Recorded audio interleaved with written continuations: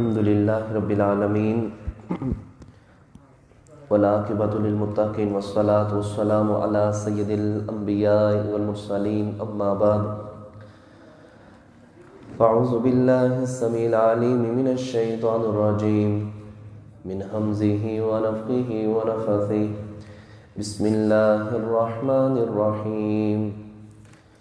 یہ بھائیوں سے گزارش ہے ذرا تھوڑی پیچھے کر لیں، کھلا ہو جائے تاکہ دوسرے بھائی بھی ساتھ مل سکیں۔ یہ ریلیں تھوڑی پیچھے کر لیں۔ کل کے سبق کے اندر اللہ رب العالمین نے کافروں کے متعلق بات کی تھی کہ اللہ کے نبی صلی اللہ علیہ وسلم یہ معاصی اور نافرمانی کے اندر اتنے حد سے بڑھ چکے ہیں کہ یہ آپ ان کو دعوت دیں یا نہ دیں، تبلیغ کریں یا نہ کریں، یہ اسلام کو قبول کرنے والے نہیں ہیں۔ اسی طرح اللہ رب العالمین نے ان کے دلوں پر مہر لگا دی ہے، ان کی سماعت پر بھی مہر لگا دی ہے، کانوں پر اور ان کی آنکھوں پر پردہ ہے۔ یہ کبھی بھی ہدایت کی طرف نہیں آئیں گے اور ان کے لیے بہت بڑا عذاب میرے رب نے تیار کر رکھا ہے۔ آگے میرے رب نے منافقین کا تذکرہ شروع کیا۔ تذکرہ کرتے ہوئے میرا رب کہتا ہے لوگوں میں سے کچھ ایسے بھی ہیں جو اللہ پر ایمان رکھتے ہیں، قیامت کے دن پر ایمان رکھتے ہیں، لیکن وہ حقیقت میں ایمان رکھنے والے نہیں ہیں۔ وہ اللہ کو دھوکہ دیتے ہیں، ایمان والوں کو دھوکہ دیتے ہیں، حالانکہ وہ اپنے آپ کو دھوکہ دینے والے ہیں۔ اور ان کے دل کے اندر بیماری ہے، اللہ ان کی بیماری کو بڑھا دے، ان کے لیے دردناک عذاب ہے بسبب جو انہوں نے جھوٹ بولا۔ وہ دنیا کے اندر فساد پھیلاتے ہیں، اللہ ان کو فساد کرنے سے روکتا ہے، لیکن وہ کہتے ہیں الا انہم ہم المفسدون ولکن لا یشعرون۔ وہ کہتے ہیں ہم فساد نہیں کرتے، ہم اصلاح کرنے والے ہیں۔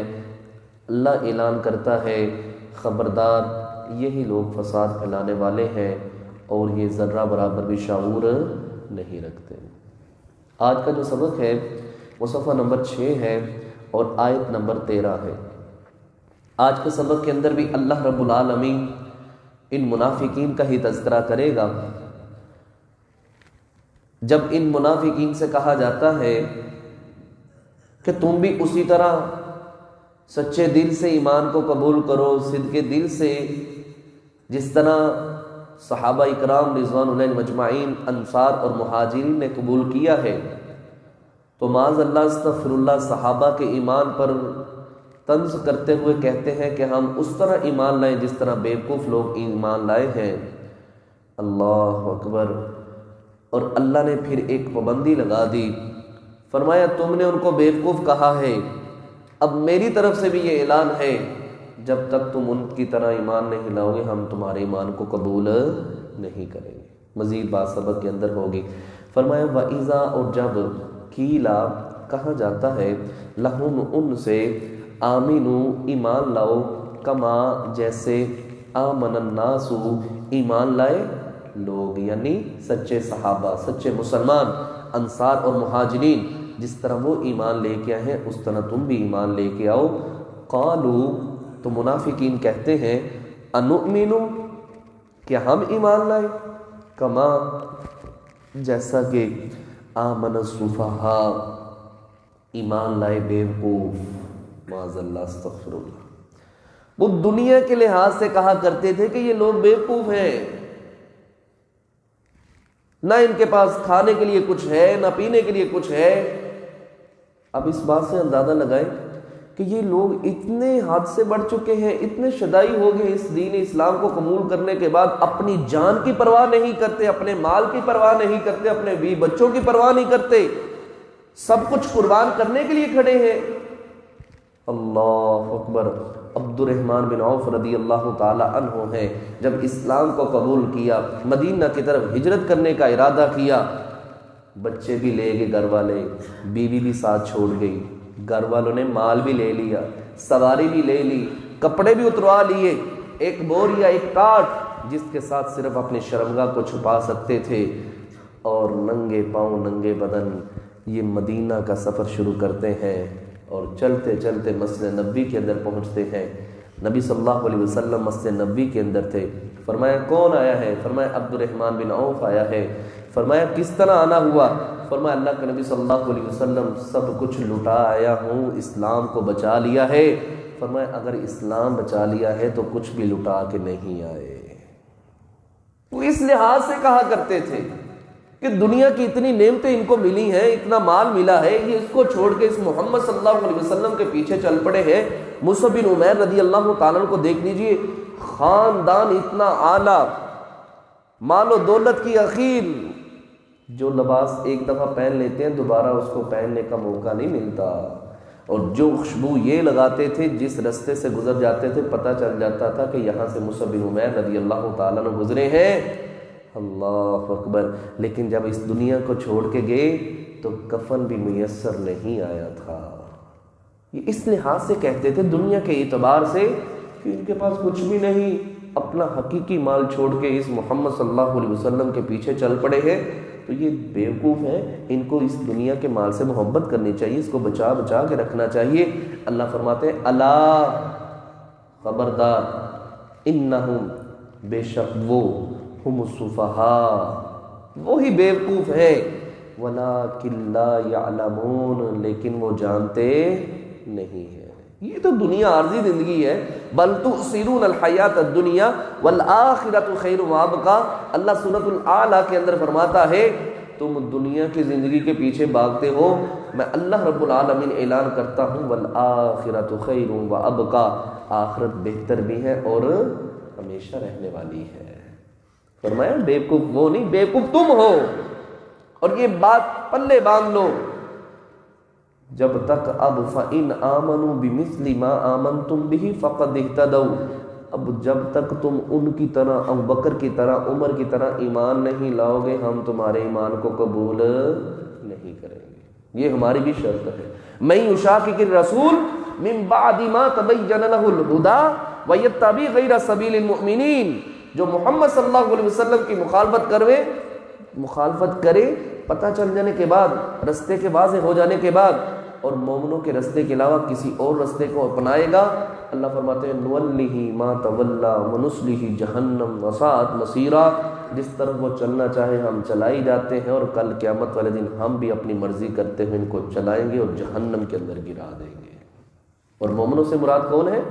صحابہ اکرام رضوان اللہ اجمعین۔ تو فرمایا خبردار یہی بیوقوف ہے لیکن یہ جانتے نہیں ہے۔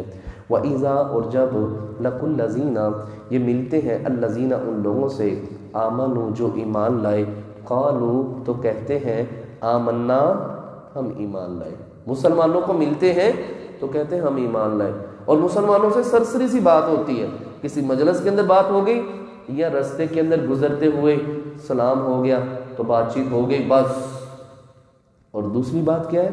فرمائے وَإِذَا، اور جب خَلَوْا، یہ الگ ہوتے ہیں، اِلَىٰ شَيَاطِینِہِمْ، اپنے شیطان سرداروں کی طرف، قالوا تو کہتے ہیں اِنَّا، بے شک، مَعَكُمْ، ہم تمہارے ساتھ ہیں، اِنَّمَا، بے شک، نَحْنُ، ہم، مُسْتَہْزِئُونَ، ہم مسلمانوں سے کیا کرتے ہیں؟ استہزاء کرتے ہیں، مذاق کرتے ہیں، ہم دل سے تمہارے ساتھ ہیں، زبانی کلامی ہم ان کے ساتھ ہیں، تم پریشان نہ ہو، ہم تمہارے ساتھ ہیں، تمہارا ساتھ دینے والے ہیں، ان کے ساتھ تو صرف ہم ویسے ہی ہیں، تو تم پریشان نہ ہو، ہم تمہارے ساتھ ہیں، ہم ان کے ساتھ مذاق کرنے والے ہیں۔ اللہ اکبر۔ اللہ قرآن کے اندر فرماتا ہے یستخفون من الناس ولا یستخفون من اللہ، ظالموں تم لوگوں سے تو چھپ سکتے ہو لیکن اللہ سے تم چھپ سکتے نہیں۔ رات کی تاریکیوں کے اندر جو تم ان سرداروں سے ملتے ہو نا، ان یہودیوں کے ساتھ جو تم رات گزارتے ہو، اللہ فرماتے ہیں مجھے سارا علم ہے، سب کچھ معلوم ہے، لیکن یہ بات یاد رکھو اللہ یستہزئ، اللہ بھی استہزاء کرتا ہے، بہم، ان کے ساتھ۔ اللہ اکبر۔ اللہ کا استہزاء کرنا کیا ہے؟ کل قیامت کا دن ہوگا، اللہ اکبر، پل صراط کے اوپر سے سب نے گزر کر جانا ہے، اللہ سے دعا کریں اللہ رب العالمین ہم سب کو اپنی رحمت سے اس معاملے سے محفوظ طریقے سے گزار دے۔ ہر انسان نے گزر کے جانا اس پل صراط سے، یہ جہنم کے اوپر لگایا جائے گا۔ اللہ اکبر۔ یہ انسان کے اپنے اعمال اس کے ایمان کی تقویت کے لحاظ سے اس کے لیے میرا رب نور پیدا کر دے گا، اور اس نور کی روشنی سے وہ آسانی کے ساتھ اس پل صراط کو کراس کرے گا۔ جب اس پل صراط پہ کھڑے ہوں گے، اللہ فرماتے ہیں یوم یقول المنافقون والمنافقات للذین آمنوا انظرونا نقتبس من نورکم قیل ارجعوا وراءکم فالتمسوا نورا فضرب بینہم بسور لہ باب باطنہ فیہ الرحمہ وظاہرہ من قبلہ العذاب۔ وہاں کھڑے ہوں گے، مسلمان بھی ہوں گے، مسلمان عورتیں بھی ہوں گی، وہاں منافق مرد بھی ہوں گے، منافق عورتیں بھی ہوں گی۔ ان کا نور نہیں ہوگا، ان کے لیے روشنی نہیں ہوگی۔ کہیں گے ایمان والوں کو ادھر ہی کھڑے رہنا، ہمارے ساتھ ہی چلنا، ہمیں بھی تھوڑی روشنی دے دینا تاکہ ہم بھی اس پل صراط کو حسن طریقے سے کراس کر جائیں، کہیں رستے کے اندر ہم جہنم میں نہ گر جائیں۔ للذین، پیچھے نہ، نقتبس من نورکم قیل ارجعوا وراءکم، پیچھے نور نہ تقسیم ہو رہا ہے، پیچھے چلے جاؤ، وہاں سے نور لے آؤ۔ اللہ اکبر۔ یہ روشنی لینے کے لیے منافق مرد اور منافق عورتیں پیچھے کو ہوں گی۔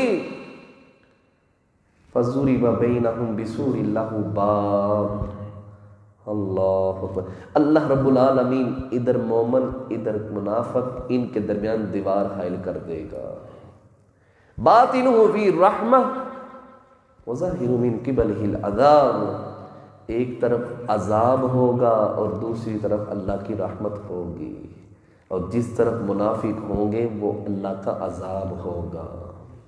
اللہ کا عذاب، اللہ کا استہزاء کرنا یہ ہوگا کہ مومن کہیں گے پیچھے سے روشنی مل رہی ہے، جاؤ روشنی لے لو، لیکن روشنی لینے کے لیے جائیں گے، وہاں روشنی بھی نہیں ملے گی، اور پل صراط کو عبور کرنا ان کے لیے آسان نہیں ہوگا۔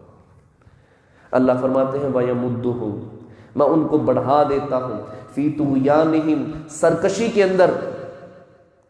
اللہ ان کے لیے رستے ہموار کر رہا ہے۔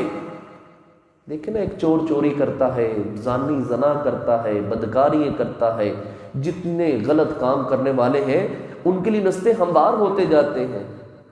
چور چوری کرتا ہے، اس کے لیے رستے ہموار ہوتے جاتے ہیں، اللہ اس کے لیے رستے کھول دیتا ہے، ٹھیک ہے تو جا، کرتا ہے تو کرتا رہے۔ ایک ایمان والا ہے، میرا رب اس کے لیے رستے آسان کر دیتا ہے۔ مسجد میں آنا، نماز پڑھنا اس کے لیے کوئی دقت والا معاملہ نہیں ہوتا، قرآن پڑھنا کوئی مشکل نہیں سمجھتا۔ اللہ فرماتے ہیں وَيَمُدُّهُمْ، میں ان کو بڑھا دیتا ہوں، فی طغیانہم، سرکشی کے اندر، یعمہون، وہ بھٹکتے پھرتے ہیں، دھکے کھا رہے ہیں، جانوروں کی زندگی گزار رہے ہیں۔ فرمایا نتیجہ کیا ہے؟ فرمایا اولئک الذین، یہی وہ لوگ ہیں، اشتروا، جنہوں نے خرید لی، الضلالۃ، گمراہی، بالہدا، ہدایت کے بدلے۔ اللہ اکبر۔ انہوں نے اپنے ہاتھوں سے جنت کا سودا کیے کرنے کی بجائے جہنم کا سودا کر لیا، ایمان کو ترک کر کے گمراہی کو خرید لیا۔ یہ ان کا سودا ان کے لیے منافع بخش نہیں ہوگا۔ منافع کیا ہے؟ کامیابی کیا ہے؟ اللہ خود آگے کہتا ہے فما، پس نہیں، رابحت، نفع بخش ہوئی، تجارتہم، ان کی تجارت، یہ جو انہوں نے ہدایت کے بدلے گمراہی کو خریدا ہے نا، یہ تجارت ان کے لیے نفع بخش نہیں ہے۔ وما کانوا مہتدین، اور نہ ہی یہ لوگ ہدایت یافتہ تھے، نہ ہوں گے، اور نہ ہی یہ لوگ ہدایت یافتہ ہیں۔ تجارت کامیابی کون سی ہے؟ اللہ اکبر۔ فمن زحزح عن النار وادخل الجنۃ فقد فاز۔ کامیابی کیا ہے؟ جہنم سے بچ گیا اور جنت میں داخلہ ہو گیا۔ اللہ ہمیں بھی جنت میں داخلہ نصیب فرما دے۔ اللہ اکبر۔ کوئی فائدہ نہیں ہوگا دنیا کے مفاد کے لیے، چند ٹکوں کے لیے اپنا ایمان بیچ دیا، اپنا ایمان بیچ دیا۔ گمراہی کو خرید لیا، اور سانس کا پتہ نہیں کس جگہ پر سانس آخری آئے اور آخری ہچکی لے کے اس دنیا کو چھوڑ جائے۔ لیکن اس دنیا کے لیے انسان یہ سب کچھ کرتا ہے جس کی کوئی حقیقت ہے ہی نہیں۔